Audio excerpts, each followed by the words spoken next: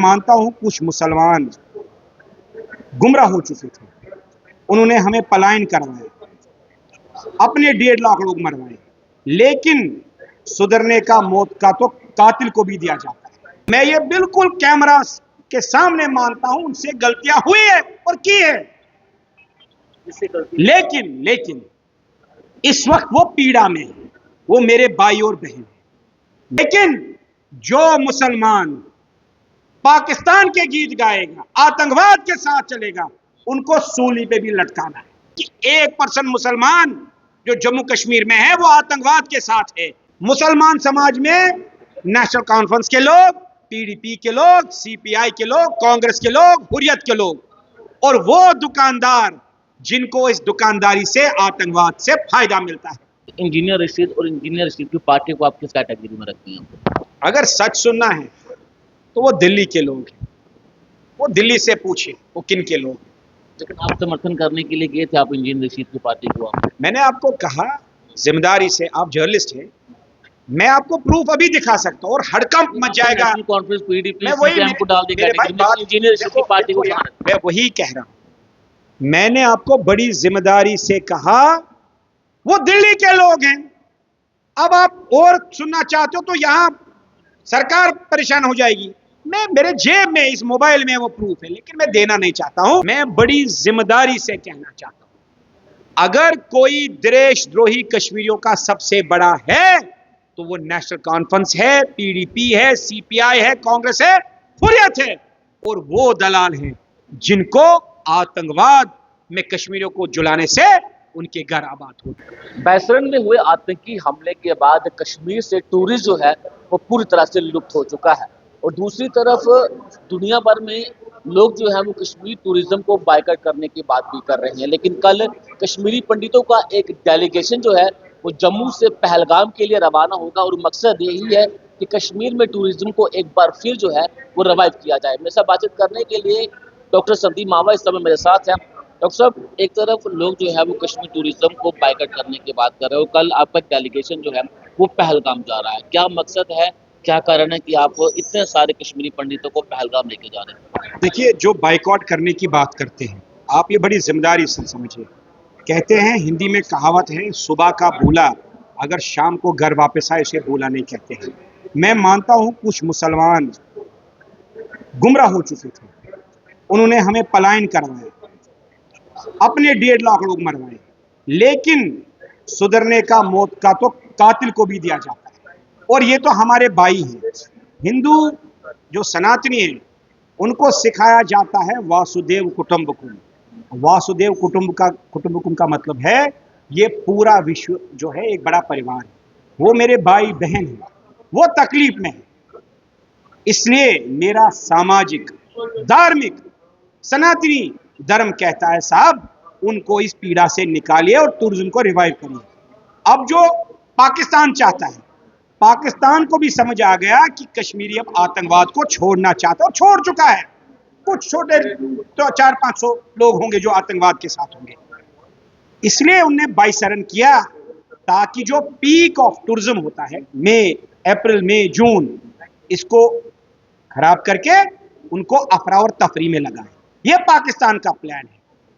अगर कोई ऐसा कहता है कि पाकिस्तान के साथ हम भी कश्मीरियों को बाइकआउट करें, तो हम पाकिस्तान की जो मंशा उसको मजबूत करते हैं। इसलिए वो मेरे भाई हैं।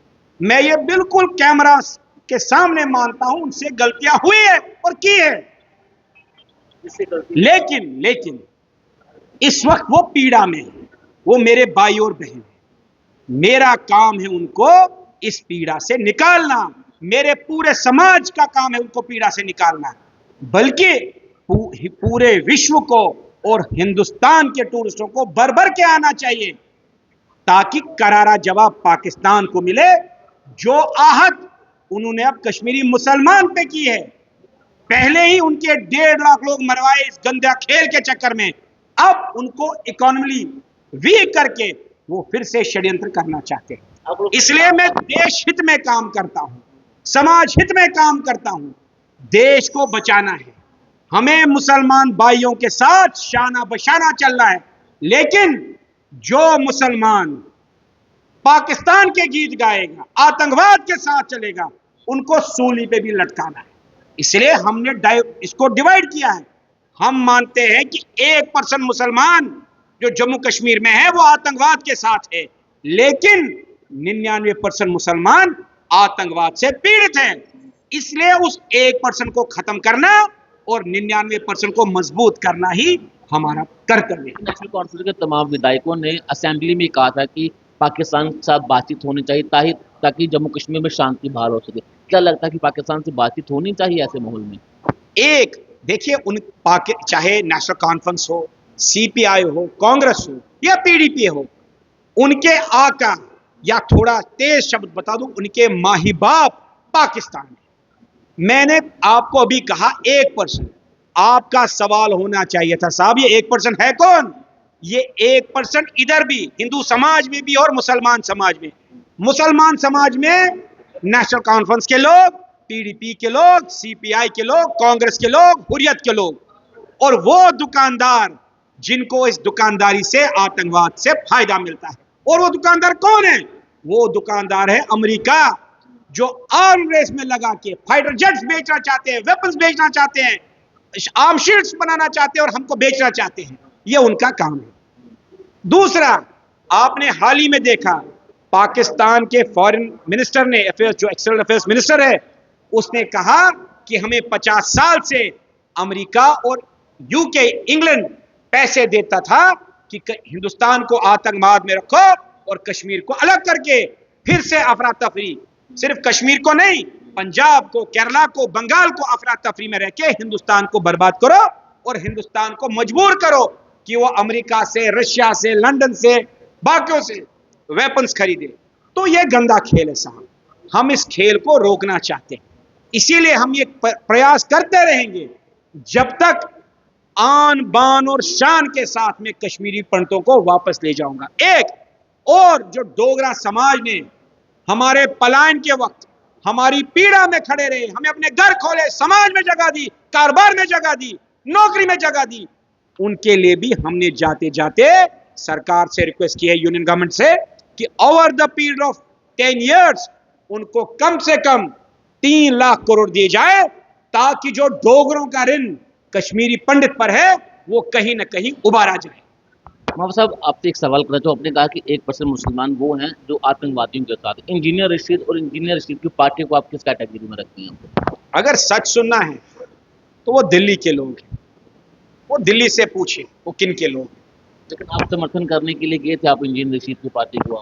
मैंने आपको कहा जिम्मेदारी से, आप जर्नलिस्ट हैं, मैं आपको प्रूफ अभी दिखा सकता हूं, और हड़कंप मच जाएगा। कॉन्फ्रेंस पीडीपी मैं वही इंजीनियर रशीद की पार्टी को। मैं वही कह रहा हूं, मैंने आपको बड़ी जिम्मेदारी से कहा वो दिल्ली के लोग हैं।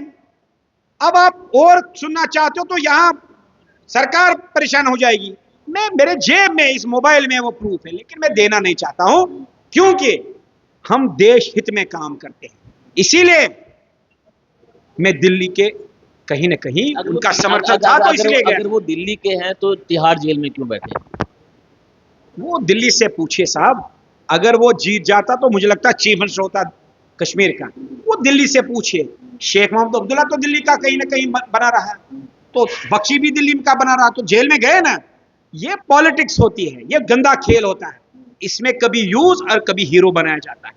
वो आप मुझसे बेहतर दिल्ली से पूछ सकते हैं। अब्दुल्ला से इतनी नाराजगी क्यों है? वो भी कश्मीर में टूरिज्म को रिवाइव की बात कर रहे हैं, आप भी वही बात कर रहे हैं, तो फिर नाराजगी किस बात की? ये वो लोग हैं, जिस तरह मगरमच्छ आंसू करता है ना, खाने के बाद वो रोता है, जब वो किसी को खाता है उसके बाद उसमें आंसू आ जाते हैं, हम उसमें समझ जाते हैं कि शायद वो हितैषी है। मैं बड़ी जिम्मेदारी से कहना चाहता हूं, अगर कोई देशद्रोही कश्मीरियों का सबसे बड़ा है तो वो नेशनल कॉन्फ्रेंस है, पीडीपी है, सीपीआई है, कांग्रेस है, हुर्रियत है, और वो दलाल हैं जिनको आतंकवाद में कश्मीरियों को जुलाने से उनके घर आबाद होते हैं। वो खुद देखिए, उमर अब्दुल्ला किसके साथ उठ रहा है? वटालीज के साथ, जो पाकिस्तान की दलाली करते हैं। आपने एक और सवाल किया कि पाकिस्तान से बात करनी चाहिए, बिल्कुल करनी चाहिए, और पाकिस्तान से बात करनी है तो जो आजाद कश्मीर हमारा है, जो उनके कब्जे में है, उसमें बात हो सकती है। तो ये बात तो हम समझ सकते हैं, लेकिन जो नेशनल कॉन्फ्रेंस उमर अब्दुल्ला, फारूक अब्दुल्ला, महबूबा मुफ्ती कहती है कि कश्मीर जो यहां का कश्मीर है, इसका फैसला तो कश्मीर ने कर दिया है, अब अगर फैसला होना है वो पीओके का फैसला होना है। और मैं आपको बड़ी जिम्मेदारी से बताना चाहता हूं, ये समय की बात रहेगी, इसी टर्म में, शायद मुझे लगता है मोदी साहब की इसी टर्म में वो हिंदुस्तान का पार्ट बनेगा। बहुत बहुत शुक्रिया बातचीत करने के लिए। तो कश्मीर में टूरिज्म को वापस लाने के लिए जम्मू कश्मीर प्रशासन हर एक संभव कोशिश कर रहा है, लेकिन कल एक कश्मीरी पंडितों का डेलीगेशन जो है वो कल जम्मू से रवाना होगा और पहलगाम में जाकर वहां के लोगों से मुलाकात करेगा। नमस्कार।